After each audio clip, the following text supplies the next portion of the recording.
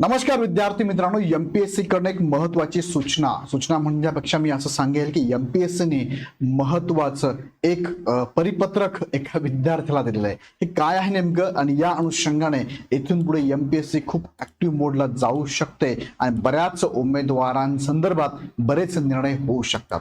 So form भरताना खूप काळजी घेणं गरजेचं आहे. मी इथून पुढे याच्यावरती खूप बोललेलो आहे, इथून पुढे पण बोलत राहीलच. पण आता एमपीएससीने मात्र फार महत्वाचं अपडेट तुम्हाला दिलेला आहे. थोडक्यात आपण समजून घेऊया या व्हिडिओच्या माध्यमातून.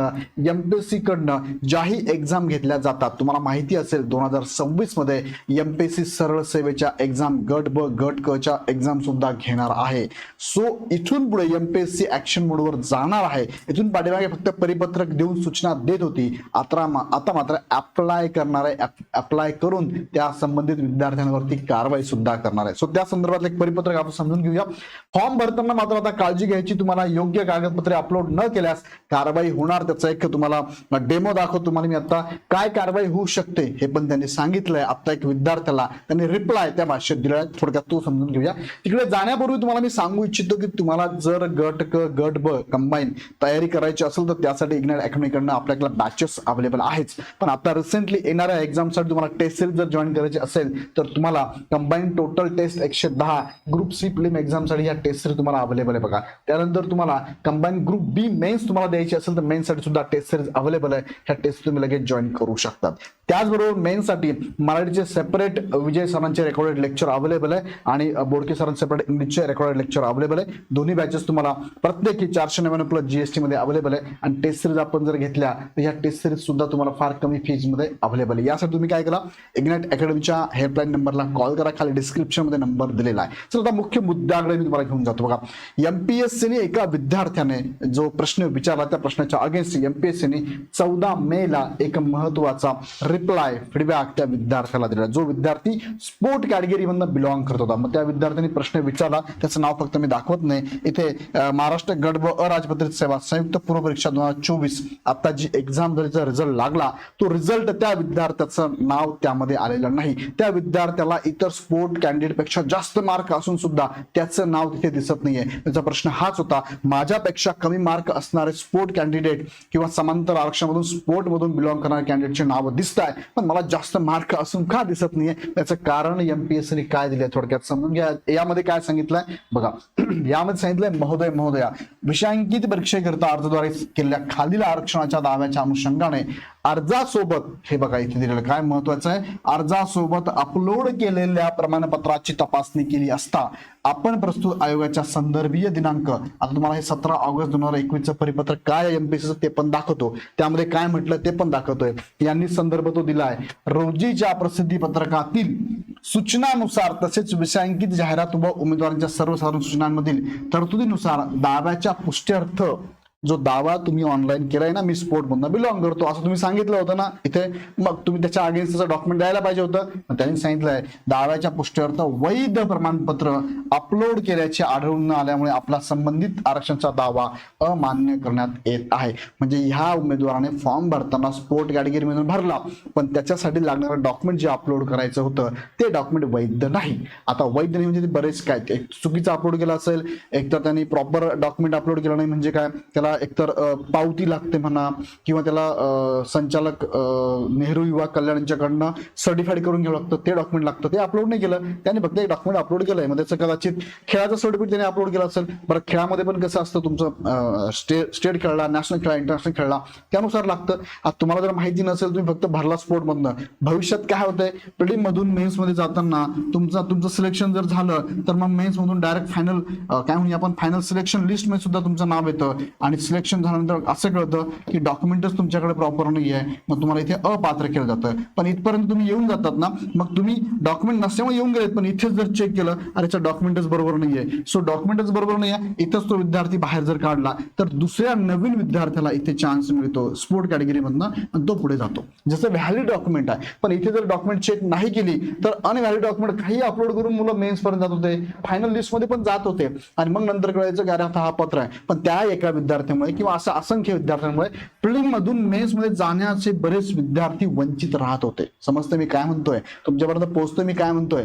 इथे डॉक्युमेंट न चेक केल्यामुळे, डॉक्युमेंट नसताना सुद्धा, जसं की तुम्ही 2023 ची जाहिरात बघा, गट क ची, लिपिक टंकलेखकची, हजारो विद्यार्थी असे आहेत की ज्यांच्याकडे डॉक्युमेंट नसताना फॉर्म भरून टाकला आणि ते डायरेक्ट कुठपर्यंत आले, फायनल लिस्ट मध्ये पण आलेले, ते अपात्र होणार आहे. डॉक्युमेंट नाही ना, बरोबर आहे. सो एमपीएससी हा चांगला निर्णय घेतलेला आहे की इथे ते डॉक्युमेंट चेक करायला लागलेली आहे. यापूर्वी डॉक्युमेंट अपलोड करावं लागत नव्हते, त्यांनी अपलोड करायला लावली 21 पासून अपलोड करायला लावली, पण बघितली जात नव्हती, आता ते बघायला लागले.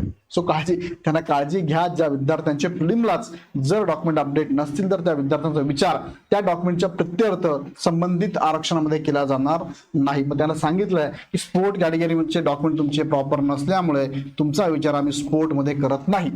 आता त्यांनी हा पण विचार करायला, म्हणजे ते ऍक्शन घेऊ शकतात बरं का. असं आहे काय, तुम्ही दाखवता स्पोर्ट मधलं आणि डॉक्युमेंट तुमच्याकडे बरोबर नाहीये, तुमची उमेदवारीच रद्द. या काय ऍडच्या अगेन्स्ट तुमची उमेदवारी आम्ही कन्सिडर करणार नाही, असं पण होऊ शकतं. त्यांनी सांगितलंय खोटी चुकीची माहिती हेतुपुरस्सर जर टाकली तर उमेदवारी रद्द होऊ शकते, असं त्यांनी प्रत्येक ऍड मध्ये टाकलेलं असतं. सो ह्या विद्यार्थ्याची उमेदवारी रद्द होऊ शकते बरं का. म्हणजे चुकीची माहिती, म्हणजे विनाकारण तुम्ही आम्हाला चेक करायला लावताय, चुकीची माहिती कशाला टाकताय. तुम्हाला आम्ही सांगितलं ना प्रॉपर माहिती टाका, मग आम्ही सगळं चेक करत बसायचं का. सगळं चेक केलं तर आम्हाला कळलं तुम्ही चुकीची माहिती दिली, तुमची उमेदवारी रद्द होऊ शकते. सो इथून पुढे काळजी घ्या. फॉर्म प्रिलिमचा भरत असतानाच प्रॉपर डॉक्युमेंट असतील तर फॉर्म भरा. त्यांनी सांगितलं बघा, त्यांनी काय सांगितलं, document claim rejected in document scrutiny certificate not as per the claim. स्पोर्ट्ससाठी लागणारं सर्टिफिकेट तुम्ही अपलोड केलेलं नाही असं त्यांनी सांगितलंय. तरी पण ह्या विद्यार्थ्याला संधी दिली. कुठे दिली संधी, उपरोक्त दावा वगळून विषयांकित परीक्षेच्या निकाला प्रक्रियेकरिता आपला गुणवत्तेवर विचार करण्यात येईल. गुणवत्तेवर म्हणजे काय, तुमचा विचार स्पोर्ट जर सोडला तर बाकी तुम्ही ज्या कॅटेगरीमधून बिलॉंग करतात इथे मिळणार नाही. बाकी तुम्ही ज्या कॅटेगरीचे त्या कॅटेगरीचा तुमचा विचार आम्ही करू. म्हणजे त्यांनी विचार केलाय. खरं म्हणजे ते काय करू शकत होते, उमेदवारी डायरेक्ट रद्द करू शकत होते चुकीची माहिती भरल्यामुळे, पण त्यांनी विचार करून त्या विद्यार्थ्याला संधी दिली. आता या संदर्भातलं ना 17 ऑगस्ट 2021 जे नोटिफिकेशन आहे ते तुम्हाला मी दाखवतो. बघा 17 ऑगस्ट 2021 नोटिफिकेशन काय, विषय काय, अर्जासोबत प्रमाणपत्रे कागदपत्रे सादर करण्यासंदर्भात. चला तिकडे घेऊन जातो, मी तुम्हाला पीडीएफ दाखवतो पूर्ण. ही बघा, ही पीडीएफ आहे त्यांची, कागदपत्रे अपलोड करण्याबाबतची ही पीडीएफ आहे. तुमच्या लक्षात येईल आता इथे काय सांगितलं त्यांनी, बघूया. बघा त्यातला महत्वाचा मुद्दा मी तुम्हाला फक्त वाचून दाखवतो. बघा, हे दुसरा मुद्दा आहे, जाहिरातीस अनुसरून आवश्यक प्रमाणपत्रांचा तपशील भरती प्रक्रियेच्या जाहिरातीमध्ये नमूद करण्यात येईल. तथापि संबंधित भरती प्रक्रियेकरिता एकापेक्षा जास्त टप्प्याची भरती प्रक्रिया असेल तर पूर्व परीक्षेचा अर्ज सादर करण्याच्या वेळी वैध असणारी प्रमाणपत्रे संबंधित भरती प्रक्रियेकरिता वैध मानण्यात येतील. प्रोफाईलद्वारे केलेल्या विविध दाव्यांच्या अनुषंगाने उमेदवाराची पात्रता अंजमानंतर उमेदवार जाहिरातीनुसार पात्र ठरत असल्यास सदर अर्ज सादर करताना सर्वसाधारणपणे खालील कागदपत्रे अपलोड करावी लागतील. म्हणजे त्यांनी तुम्हाला स्पष्ट सांगितलेलं आहे की असे डॉक्युमेंट अपलोड करा. जसं की बघा, तुमचा नावासंदर्भात त्यांनी सांगितलंय काय, सर्व उमेदवारांना अनिवार्य काय, अनिवार्य 10वीच्या नावानेच तुम्हाला फॉर्म भरायचा आहे. एसएससी मध्ये तुमचं जर एसएससी सारखं दुसरं जर अर्हता असेल तर त्यानुसार फॉर्म भरा, पण 10वीच्या नावानेच फॉर्म भरा त्यांनी सांगितलंय. वयाबाबत त्यांनी सांगितलं 10वीचं मार्कशीट किंवा सर्टिफिकेट आम्ही विचारात घेऊ, किंवा तुम्हाला शाळा सोडल्याचा दाखला किंवा बर्थ सर्टिफिकेट असेल ते पण आम्ही विचारात घेऊ असं त्यांनी सांगितलेलं आहे. त्यानंतर शैक्षणिक अर्हतेबाबत तुम्हाला त्या ऍडला जेव्हा फॉर्म भरतात त्या ऍडची शैक्षणिक अर्हता काय पाहिजे, डिग्री पाहिजे, 12वी पाहिजे, 10वी पाहिजे, पोस्ट ग्रॅज्युएशन पाहिजे, त्यानुसार तुम्हाला फॉर्म इथे भरणं गरजेचं आहे. त्याची माहिती पण देणं गरजेचं आहे. म्हणजे तुमचे मार्क्स सुद्धा व्यवस्थित टाका, त्या प्रमाणपत्राची टोटल माहिती, तुमचं शिक्षण कसं झालंय, शैक्षणिक अर्हता प्रॉपर टाका. तुम्ही जर मागास प्रवर्गाने बिलॉंग करत असाल तर संबंधित कॅटेगरीनुसार तुम्हाला कास्ट सर्टिफिकेट, एनसीएल, डोमेसाईल हे लागेल. संबंधित कॅटेगरीच्या अगेन्स्ट लागणार आहे. ज्यांना लागतं त्यांना ते फॉर्म भरण्याच्या वेळेसच द्यावे लागणार आहे. तुम्ही ईडब्ल्यूएस मधून बिलॉंग करत असाल तर ईडब्ल्यूएस सर्टिफिकेट तुमच्याकडे असणं गरजेचं आहे. नॉन क्रिमिनल ज्या ज्या उमेदवारांना लागतात कॅटेगरी संदर्भात त्यांनी नॉन क्रिमिनल अपलोड करणं गरजेचं आहे आणि ते वैध असणं गरजेचं आहे. ते आता इथून पुढे जर असं जर आढळलं की वैध नॉन क्रिमिनल नाहीये तर तुमचा निकाल सुद्धा काय होऊ शकता, राखून ठेवू शकता, किंवा तुमचा विचार ओपन मध्ये फक्त होईल, कॅटेगरीमध्ये होणार नाही. हा निर्णय ते घेऊ शकतात. दिव्यांग व्यक्तींना त्यांचं एसएडीएम किंवा स्वावलंबनवरचं कमीत कमी 40% किंवा त्यापेक्षा जास्त असणारं कायमस्वरूपी, बघा कायमस्वरूपी दिव्यांगत्व असं प्रमाणपत्र लागेल. हे टेम्पररी चालत नाही. पात्र माजी सैनिकांना त्यांचं काय रिटायरमेंटचं सर्टिफिकेट लागेल तुम्हाला. खेळाडूंसाठी त्यांनी दोन गोष्टी सांगितल्या बघा. खेळाडूंसाठी काय सांगितलंय, तुमच्याकडे एक तर उपसंचालक क्रीडा व युवा सेवा यांच्याकडून प्रमाणित करण्यात आलेला अहवाल प्रमाणपत्र लागेल, किंवा तुम्ही ऍटलिस्ट अर्ज केल्याची पोच पावती लागेल. ह्या दोघांपैकी एक प्रिलिम लागेल. मेन्सला मात्र डायरेक्ट हेच लागणार आहे, एक नंबरचं. अधिवास असेल म्हणजे डोमेसाईल तुम्हाला इथे लागणार आहे. एकतर डोमेसाईल सेपरेट राहतं, वय डोमेसाईल असतं, वय डोमेसाईल राष्ट्रीयत्व असं एकत्र पण असतं. उत्तीर्ण झालं तर नावात बदल जर झाला, 10वी नंतर नावात बदल झाला असेल महिलांसाठी, तर तुम्हाला मॅरेज सर्टिफिकेट लागतं किंवा तुमचं राजपत्र लागतं. दोघांपैकी एक तुम्हाला इथे लागणार आहे. लहान कुटुंबाचं प्रमाणपत्र तुम्हाला, ज्यांचं लग्न झालंय आणि लग्न नसेल झालंय तर सुद्धा हे तुम्हाला स्वहस्ताक्षरात काय सादर करणं अनिवार्य आहे. या संदर्भात त्यांनी सांगितलं की प्रोफाईल, तुम्ही प्रोफाईलमध्ये ही जी माहिती टाकतात त्या संदर्भात त्यांनी काय सांगितलंय, निकष पात्रता प्रोफाईलमधील दाव्याच्या अनुषंगाने प्रमाणपत्र कागदपत्रे अपलोड करावी लागतील. प्रोफाईलमधील विविध दाव्यांच्या अनुषंगाने अपलोड करायची संबंधित कागदपत्रे प्रणालीद्वारे अर्ज सादर करताना प्रदर्शित होतील. पात्रतेसंदर्भातील विविध दाव्यांच्या अनुषंगाने प्रमाणपत्रे कागदपत्रे अपलोड केल्याशिवाय अर्ज सादर करता येणार नाही, अशी माहिती त्यांनी दिलेली आहे. हे 17 तारखेचं नोटिफिकेशन आहे. मग आत्ताच्या विद्यार्थ्याला त्यांनी जो रिप्लाय दिलाय तो रिप्लाय इथून पुढे इतर विद्यार्थ्यांना पण जाऊ शकतो. सो फॉर्म भरताना काळजी घ्या, नाहीतर काय गडबड होणार 100% होणार. तुम्हाला रेफरन्स दाखवतो बघा. रेफरन्स इथून मागे काय व्हायचं, एमपीएससी मेन्सची ही जाहिरात आहे 2023 ची, त्यांनी काय सांगितलं बघा, इथून मागे काय व्हायचं, त्यामुळे मुलं निश्चिंत होते. काय सर इथून मागे असं काही चेक करत नव्हते, एवढे अर्ज आले सर, हजारो अर्ज आहेत, प्रत्येकाचं कुठे चेक करत बसतील. पण आता एमपीएससी काय झालं, ऍक्शन मोडवर केलेली आहे. तुम्ही एमपीएससी एवढे नावं ठेवायला लागलं तर एमपीएससी पण आता काय करणार, पटापट तुमची उमेदवारी रद्द करून टाकेल. त्यांनी सांगितलं सर. आता यात काय सांगितलंय, मुख्य परीक्षा 2023 ची हा रेफरन्स आहे. काय, प्रत्येक आरक्षित प्रवर्ग उपप्रवर्गासाठी आयोगाने निश्चित केलेल्या सीमारेषा किंवा त्यापेक्षा जास्त गुण मिळवणाऱ्या उमेदवारांना त्यांनी अर्जामध्ये दिलेल्या माहितीच्या आधारे ते विहित अटींची पूर्तता करतात असे समजून निव्वळ तात्पुरत्या स्वरूपात मुलाखतीसाठी पात्र समजण्यात येईल. म्हणजे इथे एमपीएससी मध्ये प्रिलिम देत होतो, पण मेन्स देतो, नंतर इंटरव्ह्यू होत होता. एखादा उमेदवार आहे, फॉर एक्झाम्पल मी घेतलं की एखादा विद्यार्थी स्पोर्ट मधनं बिलॉंग करत नव्हता तरी पण त्यांनी फॉर्म भरला प्रिलिम मध्ये, त्याचा विचार स्पोर्ट मधनं करून कमी मार्क पडले तरी तो मेन्सला गेला. का, स्पोर्टचा कट ऑफ कमी लागतो ना, मेन्सला गेला. मेन्स म्हणून कमी मार्क पडले तरी तो पुढे गेला, इंटरव्ह्यू गेला, आणि इंटरव्ह्यू झाल्यानंतर त्याचे डॉक्युमेंट चेक केले, असं आढळलं डॉक्युमेंट व्हॅलिड नाहीये, हा झाला अपात्र. मग ह्या उमेदवाराने काय गडबड केली माहितीये का, इतर उमेदवारावरती अन्याय केला. दुसरा एक उमेदवार होता बी नावाचा, हा झाला ए नावाचा. बी नावाचा उमेदवार होता, हा ऍक्च्युअली स्पोर्ट मधनं बिलॉंग करत होता, याने पण फॉर्म भरला, पण याच्यापेक्षा कमी मार्क मिळाले म्हणून हा इथे गेलाच नाही, इकडे गेलाच नाही. या उमेदवारामुळे हा गेला नाही, याच्या खालोखाल तोच होता.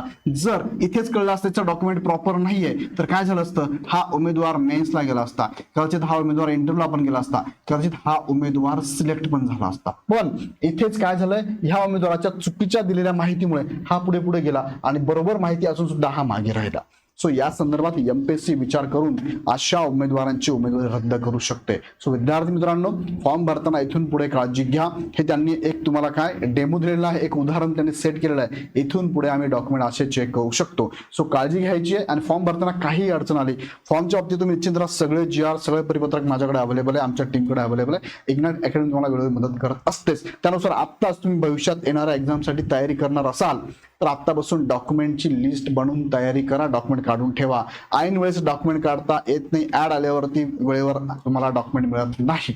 सो आत्ताच प्रयत्न करून डॉक्युमेंट काढून ठेवा. याबद्दल तुम्हाला काही शंका असेल बघा, परत एमपीएससी ऍडचं तुम्हाला रेफरन्स दिला आहे. त्यांनी मुलाखतीच्या वेळेस ते डॉक्युमेंट चेक करतात, असेल प्रॉपर तर मुलाखत घेतात, असं घडतं दरवेळेस. सो या संदर्भात काही अडचण असेल तर इग्नाइट अकॅडमी तुम्हाला मदत करेलच. आता बघा, यापुढे ही काळजी घ्या, चुकीची कागदपत्रे अपलोड करू नका. काय नाही सर, फॉर्म भरला जातो, काय होत नाही, इथून मागे होतं, इथून पुढे होणार नाही याची काळजी घ्या.